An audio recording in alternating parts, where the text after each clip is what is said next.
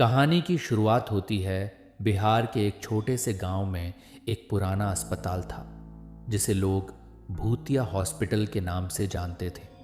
यह अस्पताल कभी अपने इलाके का सबसे बड़ा और सबसे प्रसिद्ध अस्पताल माना जाता था, लेकिन पिछले कई सालों से यह बंद पड़ा था और लोग कहते थे कि रात के समय वहां से अजीबोगरीब आवाज़ें सुनाई देती हैं। कभी चीख, कभी किसी के हंसने की आवाज़, तो कभी किसी के पांव घसीटने की डरावनी आवाज़। एक दिन कुछ नए डॉक्टर और नर्स वहां आए और उन्होंने इस अस्पताल को दोबारा शुरू करने का फैसला किया। इस टीम में डॉक्टर अर्जुन भी थे, जो बहुत साहसी और तार्किक सोच रखने वाले थे।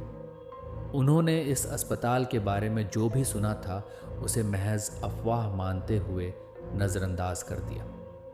अर्जुन ने सोचा कि ये सब पुराने गांव वालों की कहानी है जिनमें कोई सच्चाई नहीं होगी। जब डॉक्टर अर्जुन और उनकी टीम ने अस्पताल में अपना पहला दिन शुरू किया तो सब कुछ ठीक लग रहा था, लेकिन जैसे ही रात का अंधेरा गहराने लगा, अस्पताल में अजीब चीज़ें होने लगीं। अस्पताल में कोई मरीज़ नहीं था, फिर भी इमरजेंसी वार्ड से एक भयानक चीख सुनाई दी। अर्जुन और नर्स नैना ने मिलकर इमरजेंसी वार्ड में जाकर देखा, लेकिन वहाँ कोई भी नहीं था।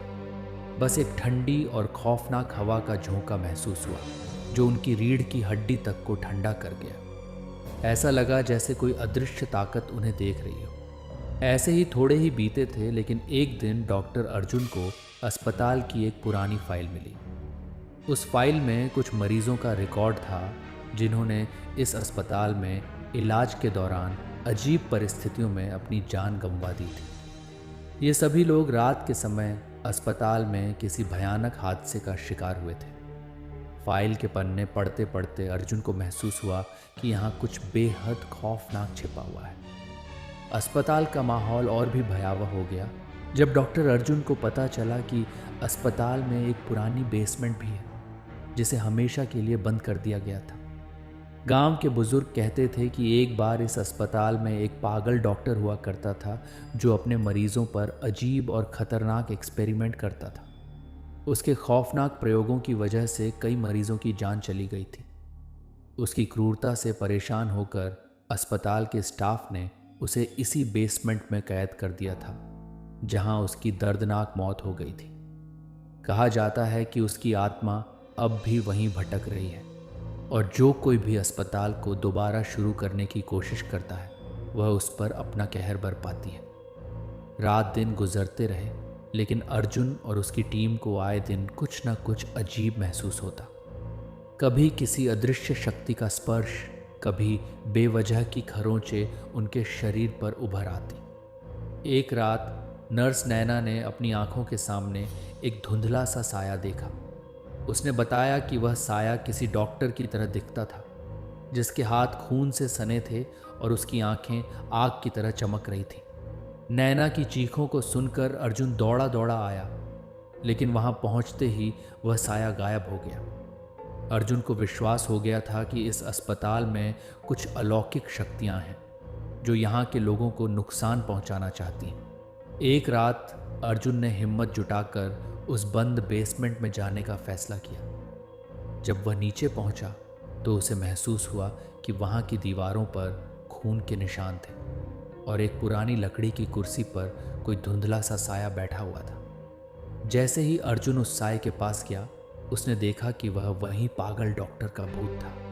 वह अर्जुन की तरफ देखकर बुरी तरह से हंसने लगा और बोला, तुम भी मेरी तरह यहाँ कैद हो जाओगे। अर्जुन डर के मारे पीछे हटने लगा, लेकिन तभी उस भूत ने अर्जुन का रास्ता रोक दिया। अर्जुन ने भागने की कोशिश की, लेकिन उसकी टांगें जैसे ज़मीन में जड़ हो गई थी। किसी तरह अपने पूरे साहस को समेटकर उसने ज़ोर से चिल्लाया और अस्पताल से बाहर निकल आया। अगले दिन अर्जुन और उसकी पूरी टीम ने फैसला किया कि इस अस्पताल को छोड़ देना ही उनकी ज़िंदगियों के लिए सबसे बेहतर है। वे सभी यह मान चुके थे कि इस अस्पताल में अब इंसानों के लिए कोई जगह नहीं है। वहाँ अब सिर्फ आत्माएं भटकती हैं जो इस जगह की भयानक कहानियों को और भी डरावना बनाती हैं। तब से लेकर आज तक कोई भी इस अस्पताल के पास जाने की हिम्मत नहीं करता।